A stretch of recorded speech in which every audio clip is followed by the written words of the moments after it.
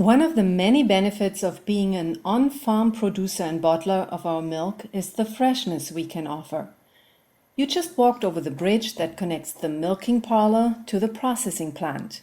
Under that bridge are a series of pipes bringing our fresh milk at 36 degrees here to be processed and bottled. Here are some things to think about. How do you make 1% and 2% milk? What happens when you let fresh whole milk sit in a container without agitating it? Some of you surely know that when you let whole milk sit unagitated, the cream rises to the top. Many of us remember receiving milk at our back doors from the milkman with cream at the top of the bottle. When you let the cream rise to the top, what level fat is the milk below? You would have thought it is skim milk, but it is not. Surprisingly, it is 2% milk. How do you make fat-free milk, also known as skim, 1% and 2% milk? Instead of letting the cream rise to the top, we flow the milk through a separator, which skims the cream off into a cream tank, and we put the skim milk in a refrigerated silo, also known as a milk tank. What do you think we add to the skim milk to make 1% and 2% milk? Cream? No, we add whole milk back to the skim milk to make 1% and 2% milk. What is half and half? Is it half cream and half milk? Actually, no. Half and half is 12.5% cream and the rest is whole milk. Before we bottle milk, we add the right amount of whole milk to the skim milk. The process that blends the cream, also known as butterfat, with the milk is called homogenization. This breaks up the butterfat so it blends with the milk and the cream will not rise to the top. After we homogenize the milk, we pasteurize the milk and then bottle it. Why do we pasteurize the milk and what is pasteurizing? The purpose of pasteurization is to kill known harmful pathogens. This stabilizes and extends the shelf life of fresh milk. There are 3 ways to pasteurize milk.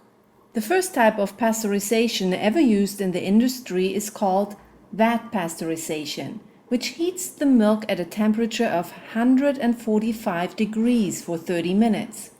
The most common type of pasteurization today is HTST, high temperature, short time, which heats the milk to a temperature of 175 degrees for 28 seconds. Then there is UHT, which is ultra high temperature, which heats the milk to 290 degrees for 2 seconds. This process sterilizes the milk, which along with aseptic packaging allows the milk to have a shelf life of 60 days or more.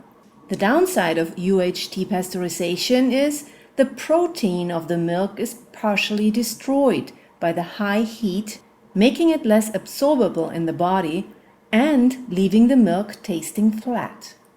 Here at Dakin Dairy Farms, we use HTST pasteurization, which maintains the integrity of the protein in the milk and sustains the fresh, sweet taste that comes from a diet rich in fresh grasses.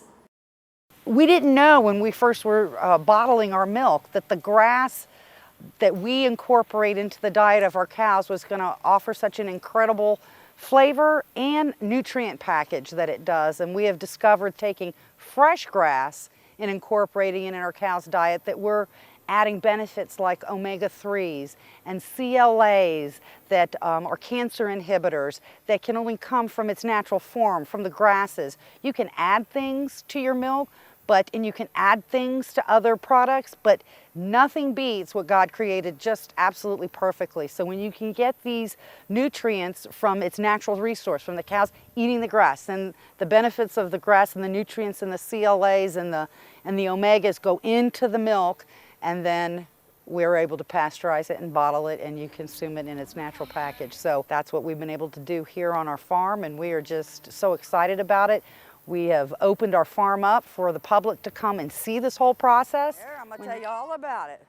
When you come on a tour, you'll be able to see the barns where they sleep and how we're able to keep them cool. You'll be able to get a feel for the whole recycling process and how we recapture the water and the sand and the manure.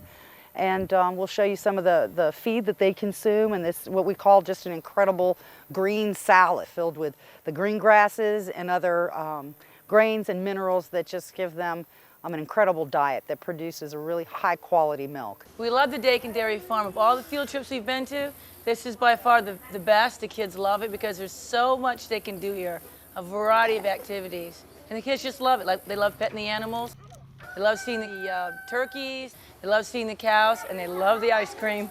This ice cream's so good, yummy. We just encourage people to come out and see what it's all about out here at Dakin Dairy Farms and learn about dairy farming.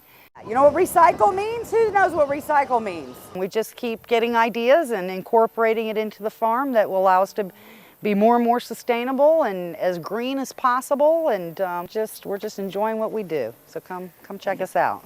The cows want to come see you too. Yeah.